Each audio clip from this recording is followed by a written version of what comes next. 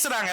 எங்களுக்கு அது கவலை கிடையாது, நாஸ்திகமும் இல்லை எங்களுடைய. ஏன்னா அவர் வந்து யார் ஆண்டவர் என்பதை கண்டுபிடிக்கிறார், யார் மூலமான பரம்பொருள் என்பதை கண்டுபிடிக்கிறார், அது மதம் கடந்த பெருநிலை என்பதை அறிவிக்கிறார். அப்படி இருக்கும்போது அவரை நாங்க சொன்னாது எப்படி நாஸ்திகமாக ஆக முடியும்?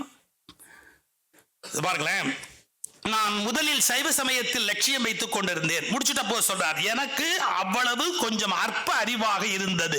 இப்போது ஆண்டவர் என்னை ஏறாத மேல் நிலை மேல் ஏற்றி இருக்கிறார். இந்த நிலைக்கு எப்படி நடக்கும் உங்களுக்கு என்றால், நாம் விசாரணை செய்து கொண்டே இருக்க வேண்டும். எல்லோரும் இதுவரை இருந்தது போல் வீண் கவனம் கழித்துக் கொண்டிருக்கும் நீங்கள் எல்லோரும் நல்ல விசாரணையில் இருந்து கொண்டிருங்கள். நல்ல விசாரணையில் இருந்து கொண்டிருங்கள். நீங்களே என்கொயரி பண்ணுங்க, உள்ளுக்குள்ள நீங்களே கேட்டுக்கிட்டே போங்க, அப்பதான் கண்டுபிடிப்பீங்கிறார்.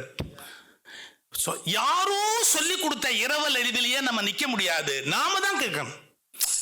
ஒரு பியூட்டிஃபுல் இதே மாதிரி ஒரு ஜென் ஸ்டோரி வரும். ஒரு குரு நின்று மேடையில் பேசிக்கிட்டு இருப்பாரு. கீழே இருந்து ஒருத்தன் ஏஞ்சி ஒரு கேள்வி கேட்பான். என்ன கேட்பான்? நான் யாரு, பதில் சொல்லு. whom I am, நான் யாரு, பதில் சொல்லு அப்படின்னு. இப்போ ஒரு வார்த்தை சொல்லிட்டு போறேன், தப்பா நினைக்காதீங்க, நினைச்சாலும் நினைச்சுங்க, எனக்கு ஒன்றும் இல்லை. நீங்க நான் யார் என்கிற கேள்விக்கு உங்களுக்கு யாராவது விடை சொல்லி கொடுத்தா அவரை விட மோசமான குரு உலகத்தில் கிடையாது. ஏன்னா அது நான் கண்டுபிடிக்க வேண்டிய விஷயம். அதை இன்னொருத்தர் சொல்லி கொடுக்குறாருன்னு சொன்னா அவர் நல்ல குரு இல்லை. புரியுதா? நான் யார், ரமணர்கிட்ட போய் ஒருத்தர் கேட்டான், நான் யாருன்னு கண்டுபிடிச்சிட்டியாமே? ஆமா கண்டுபிடிச்சிட்டேன். அப்ப நான் யாருன்னு சொல்லுன்னா, அது நீ தானே கண்டுபிடிக்கணும். நான் யாருன்னு தான் கண்டுபிடிச்சேன் ஒழிய நீ யாருன்னு நான் கண்டுபிடிச்சு வச்சிருக்கிறேன். நான் கண்டுபிடிச்சேன், நான் யாருன்னு நீ கண்டுபிடிச்சுக்க. அவர் தான் குரு. நல்லா புரிஞ்சுக்கணும். நான் யார் என்பதை பற்றி உங்களுக்கு இப்போதே நான் சிலபஸ் சொல்லி 3400 ரூபாய் பில் போடுகிறேன் அப்படின்னா நீ சரியில்லைப்பா, நீ சரியில்லைப்பா. நீ யோசிக்க வேண்டிய ஒரு ஆள், கொஞ்சம் சமூகத்தில் நீ கொஞ்சம் டேஞ்சரஸான ஆள். நான் யாருங்கிறத கற்றுக் கொடுக்க முடியுமா? நாம தானே தேடி கண்டுபிடிக்கணும். பாருங்க, இந்த ஜென் பேசிக்கிட்டு இருக்கிறார், நான் யாரு அப்படின்னு. கீழே ஒருத்தன் கேட்டான், நான் யாருங்கிறத பதில் சொல்லு. நேரா ஓடியாந்து அவன் கண்ணுக்கு நேரா கண்ணை பார்த்து, கேட்டவன் யார், கேட்டவன் யார், கேட்டவன். அப்படியே பயந்தான். போ உள்ள போ, என்னை கேட்காதே, இந்த கேள்வியை கேட்டவன் யார் என்று உன்னை கேளுனர். இந்த கேள்வியை கேட்டவன் யார் என்று உன்னை கேளு, அப்படியே உள்ள போ, அப்பதான் நீ கண்டுபிடிப்பேன். இது அவனவனா கண்டுபிடிக்க வேண்டிய விஷயம். அதை யாரும் வெளியில இருந்து சொல்லி கொடுத்துட முடியாது. இந்த விசாரணையில் இருங்கள், நீங்கள் விசாரணை செய்து கொண்டே இருங்கள் என்பதுதான் வள்ளற் பெருமான் நமக்கு அருளி தந்திருக்கிற வார்த்தை. நீங்க அது ரொம்ப கான்ட்ரவர்ஷியலான விஷயம்தான், இருந்தாலும் என் மனசுல இருக்கிற வருத்தம், அவர் எந்த நிறைநிலை இந்த உலகத்துக்கு தேவைன்னு நினைச்சாரோ அதுல அவரை கொண்டு போய் நாம பிராண்ட் பண்ணாம வேற நமக்கிட்ட இருக்கிற ஒரு பிராண்டுக்கு அவர் பிராண்ட் அம்பாசிடரா மார்க்கெட்டிங்க்கு யூஸ் பண்ணணும்னு நினைக்கிறது வள்ளலாருக்கு செய்யற துரோகம். இதுதான் என்னுடைய கொள்கை. அவர் வேற கொள்கையில் இருக்கிறார், அதை கொண்டு போய் நீங்க நம்ம வச்சிருக்கிற கொள்கையில திணிக்காதீங்க. அது பக்தி உலகத்துக்கு உரியது தனி. வேற நிறைய பிராண்ட் அம்பாசிடர்ஸ் இருக்கிறாங்க. சைவத்துக்கு அம்பாசிடர்ஸ் இல்லையா? மாணிக்கவாசர் இருக்காரு, திருநாவுக்கரசர் இருக்காரு, சுந்தரர் இருக்கிறாரு. அப்ப யார வேணா நீங்க போட்டுங்க பிராண்ட் அம்பாசிடரா. சைவத்துக்கு பிராண்ட் அம்பாசிடரா வள்ளலாரா யூஸ் பண்ணாதீங்க. இவதான் என்னுடைய ஸ்டாண்டு. ஏன்னா வள்ளலாருடைய நிலை வேற, அவருடைய ஸ்டாண்டு வேற. அவருடைய கொள்கைக்கு துரோகம் பண்ணாதீங்க. இது நான் முன்வைக்க விரும்புகிற ஒரு செய்தி. நிறைய இருக்கு, அல்ல நான் ஒருத்தரை விட்டுட்டேன். அந்த 4 புத்தகத்தை பற்றி பேசும்போது ஓமந்தூராருடைய பெரும் சிறப்பு, அவர் விவசாய முதலமைச்சர், என்ன சொல்றது, அனுபவ அறிவு பெற்றவர். அவ்வை தான் ஒரு செய்தி சொல்வார், ரொம்ப அழகான ஒரு செய்தி சொல்வார். ஓமந்தூரார் சீஃப் மினிஸ்டராக இருக்காரு. நேருகிட்ட இருந்து ஒரு லெட்டர் வருது. நேரு என்ன கேட்குறாரு, what is the opinion of the chief minister அப்படின்னு பர்சனலாக கேட்குறாரு ஒரு விஷயத்தில். அந்த மாதிரி வர லெட்டருக்கு மேலே கான்ஃபிடென்ஷியல்னு எழுதி வரும். அதை சிஎம்ஏ தான் பிரித்து படிப்பாங்க. அப்படி அதை நீங்கள் இப்போ இன்டெலிஜென்ஸ் ரிப்போர்ட்டுங்கிறது ஸ்ட்ரைட்டாக சிஎம் கொண்டு போய் கையில் கொடுப்பாங்க. படிக்கணும், அவங்க படிக்கணும். அதை கொண்டு போய் கையில் கொடுக்குறாங்க. அவர் அதை பார்த்துட்டு ஒரு ப்ராப்ளத்தில் what is the opinion of the chief மினிஸ்டர்னு கேட்குறாங்க. அவர் என்ன பண்ணுறாரு, இன் மை ஒப்பீனியன் அப்படின்னு எழுதுறாரு. அவருக்கு இங்கிலீஷ் அவ்வளோவா வராது. என்ன கேட்டீங்கன்னா அவர் கம்மியாக படித்தவர் தான். இன் மை ஒப்பீனியன் போட்டு அதை எழுதி லெட்டரை ஃபில்அப் பண்ணிவிட்டு அந்த செக்ரட்டரியை கூப்பிட்டு டெல்லிக்கு நேருக்கு போஸ்ட் பண்ணு அப்படின்னு கொடுத்தாரு. அவர் எல்லா செக்ரட்டரி மாதிரி பிரித்து படித்தார். எல்லா செக்ரட்டரி மாதிரி பிரித்து படித்தார். ஏன் அருள் சிரிக்கிறாருன்னு தெரியல. பிரித்து படிச்சுட்டு வேற லெட்டரை டைப் பண்ணி கொண்டாந்து வச்சார். ஏன்னா ஒப்பீனியன் ஸ்பெல்லிங் தப்பாக இருக்கு. வேற லெட்டர் கொண்டாந்து வச்சார். வச்ச உடனே அதை இப்படி பார்த்துட்டு, என்ன எதுக்கு நீ வேற லெட்டர் வந்து வைக்கிற அப்படி, ஒப்பீனியன் ஸ்பெல்லிங் தப்பாக இருந்தது. அதான் நேரு உன் ஒப்பீனியன் கேட்டாரா ஏன் ஒப்பீனியன் கேட்டாரா? முகமது ராஜ் சொல்கிறாரு, கேட்டது நேரு தானே, வாட் இஸ் யுவர் ஒப்பீனியன் இருக்கா? நேரு உன் ஒப்பீனியன் கேட்டாரா ஏன் ஒப்பீனியன் கேட்டாரா? யார் ஒப்பீனியனாக இருந்தாலும் ஸ்பெல்லிங் அதாங்க. உன் ஒப்பீனியனுக்கு அது ஸ்பெல்லிங், என் ஒப்பீனியனுக்கு இதான் ஸ்பெல்லிங். நீ என்ன பண்ணுற, உன் லெட்டரை குப்பையில் போடு, என் லெட்டரை டெல்லிக்கு போடு. சார் நீங்கள் என்ன சார் நினைப்பீங்க அவரை பற்றி அபிப்பிராயம்? தப்பாக எழுதியிருக்கிறாரு, யாரோ திருத்துறாங்க, திருத்திக்க வேண்டியதுன்னு மரியாதையாக அவர். ஏன் இவர் இப்படி பண்ணுறாருன்னு கிடையாது. அதுக்கப்புறம் தான் ஓபிஆர் சொன்னார் ஒரு வார்த்தை, ஏன் எனக்கு இங்கிலீஷ் தெரியாதுங்கிறத நேருக்கிட்டேருந்து மறைக்கிறியா? ஒன்று தெரிஞ்சுக்கோ, ஒரு முதலமைச்சருக்கு என்ன தெரியாதுன்னு பிரதமருக்கு தெரிஞ்சாதான் நாடு உருப்படும். ஒரு முதலமைச்சருக்கு என்ன தெரியாதுங்கிறது பிரதம மந்திரிக்கு தெரிஞ்சாதான் நாடு உருப்படும். எனக்கு இங்கிலீஷ் தெரியாதுங்கிறது நேருக்கு தெரியட்டும், என் லெட்டரையே டெல்லிக்கு போடு, உன் லெட்டரை குப்பையில் போடு. Leadership quality. அது மட்டும் இல்லை, நேர்மை. எனக்கு இவ்வளோதான் தெரியும், அது தெரிஞ்சது போகுது, அதையே மறைக்கிற அனாவசியமா? இது எவ்வளவு பெரிய விஷயம். சில பேர் அவங்களுக்கு அந்த இயல்பு இருக்காது சார், இருக்கிற மாதிரி தன்னை காட்டிக்கிறதுக்காக ரொம்ப கஷ்டப்படுவாங்க. வேண்டாம்ன்றா நம்ம எப்படி, நமக்கு சாப்பாடு பிடிக்கணும், நல்லா சாப்பிடுவோம், சாப்பாடு பிடிக்கும், அதை பார்த்துக்கிட்டே வேண்டாம் வேண்டாம் வேண்டாம், இது எதுக்கு தேவையில்லாத ஒரு அவமானம். நம்ம என்ன நினைக்கிறோமோ அது அதுவாகவே இருக்கணும். அந்த நேர்மை தான் கடைசி வரைக்கும் ஓமந்தூர் ராமசாமி ரெட்டியாருடைய தனித்த ஒரு பெருமையாக இருந்தது. அதை விட்டுட்டேன், அந்த விஷயத்தை அதுக்காக சொன்னேன்.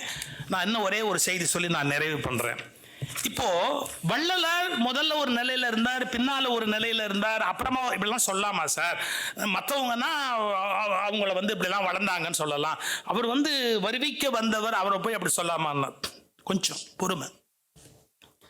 ஓஷோட்ட ஒருத்தர் கேள்வி கேட்டான், கடவுள் எங்க இருக்கிறார் அப்படின்னு சொல்ல முடியுமா? கடவுளுங்கிறது எங்கன்னு சொல்ல முடியுமா? சின்ன உதாரணம் சொன்னார். ஒரு விதை, அந்த விதையை பூமிக்குள்ள போடு, அந்த விதை கொஞ்சம் கொஞ்சமாக டெஸ்ட்ராய் ஆகும், அந்த விதை இல்லாமல் போகும், அந்த விதை காணாமல் போகும். அப்புறமா அதுலேருந்து ஒன்று மெதுவாக வெளியில் வரும், ஒரு இலை வரும், அப்புறம் இன்னொரு இலை வரும், அப்படி மேலே போகும். அது பெரிய ட்ரங்க்கு, பெரிய ஒரு வளர்ச்சி வரும், இலை வரும், காய் வரும், எல்லாம் வரும்.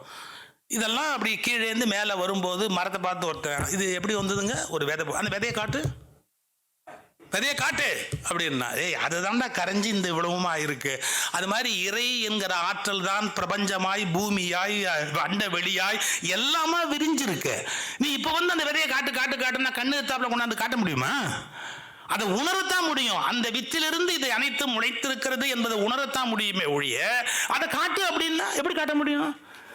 ஆனா நல்ல கவனிங்க, அந்த விதையை நீங்க போடுறீங்க, செடி வளருது.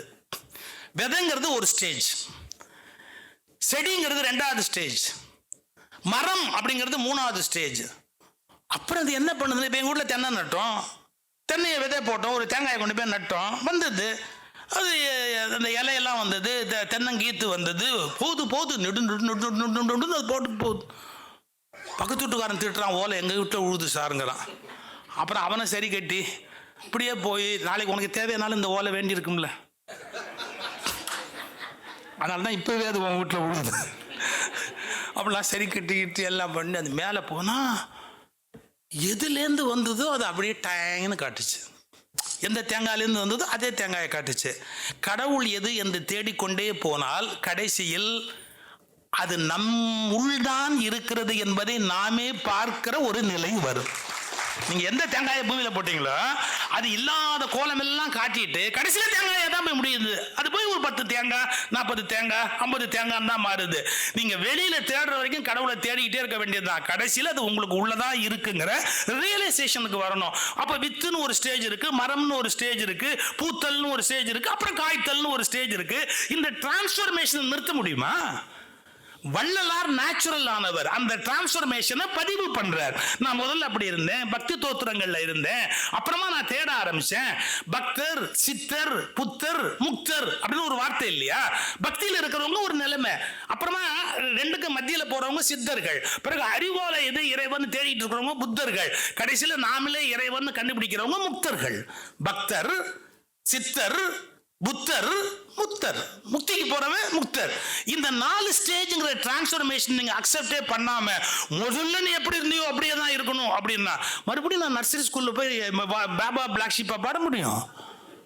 நான் பள்ளிக்கூடத்தெல்லாம் இடிச்சிருங்கன்னு சொல்லல, நல்ல கவனிங்க, பள்ளிக்கூடத்தை இடிங்கன்னு நான் சொல்லல, பல்கலைக்கழகங்களை படிங்கன்னு சொல்றேன். பள்ளிக்கூடத்திலேயே படிப்பேன்னு சாதிக்காதீங்கன்ற நான் விட முடியாது. எல்கேஜியை தான் கடைசி வரைக்கும் பாபா பிளாக் ஷீப் தான் சொல்லுவேன். நான் எவ்வளவு நாள் தான் சொல்லுவேன்? அந்த யூனிஃபார்மே இப்ப பத்தாதுரா, நீ வளர்ந்துட்டு இப்ப அந்த யூனிஃபார்ம் இப்ப போட முடியாதுரா அப்படின்னா அதெல்லாம் முடியாது. அதே யூனிஃபார்ம் போடுவோம், நாங்க அதே ஸ்கூலுக்கு போவோம், அதே மாதிரி பாபா பிளாக் ஷீப் தான் சொல்லிக்கிட்டே இருப்போம் அப்படின்னா உன்னை எவன் தான் காப்பாத்துறது? நீ பல்கலைக்கழகத்துக்கு வர வேணாமா? நர்சரி ஸ்கூல்ல இருந்து பள்ளிக்கூடம், ஹையர் செகண்டரி ஸ்கூல் வரணும், காலேஜ் வரணும், அப்ப யூனிவர்சிட்டிக்கு போகணும், நீ ஒரு தீசிஸ் எழுதி டாக்டரேட் பட்டம் வாங்க வேண்டாமா? இதுதான் டிரான்ஸ்ஃபர்மேஷன். This is evolution. இந்த எவல்யூஷன் தான் வள்ளலார்ட்ட நீங்க உணர வேண்டியது. அத கூச்சமே இல்லாம எனக்கு அப்போது அற்ப அறிவாக இருந்தது. யார் சார் சொல்லுவா அந்த வார்த்தையை? டிக்ளேர் பண்ணிட்டார்ல. அதை மட்டும் தயவு செய்து தேடு. நீங்க திருவுட்பா படிங்க படிக்காதீங்கலாம் நான் சொல்லல. இப்போ உட்கார்ந்து பல பேர் ஒருத்தர் பல கோடி செலவு பண்ணி சார் பழைய திருவுட்பா பாடலை கல்லுல வெட்டி கடலூர் சுத்தி போடுறார் சார். ஏன்னா அதுதான் எங்களுக்கு வேணும். 5 திருமுறை வரைக்கும் தான் வேணும். 6ஆம் திருமுறை பத்தி கவலை கிடையாது. 5 திருமுறை தான் உலகத்தில் இருக்கணும். ஏன்? அதுதான் பழைய அந்த கான்செப்ட் அப்படியே காப்பாற்ற முடியும். இதெல்லாம் பிடிவாதம் இல்லை.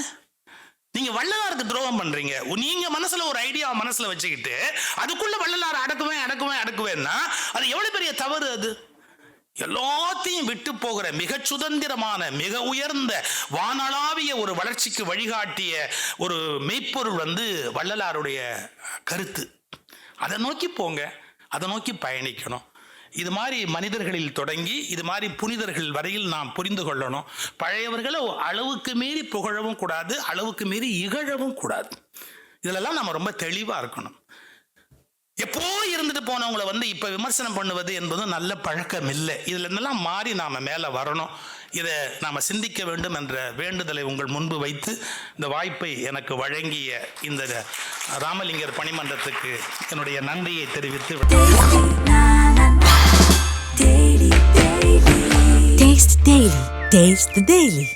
லயன் சாக்லேட்ஸ்ல பாதாம், டேட்ஸ், சாக்லேட் 3 இருக்கு. ருசிக்கு சாக்லேட், அயன் சத்துக்கு டேட்ஸ், புரோட்டீனுக்கு பாதாம். தாத்தா ரொம்ப டெலிஷியஸா இருக்கு. Lion Choco Dates. Healthy and delicious.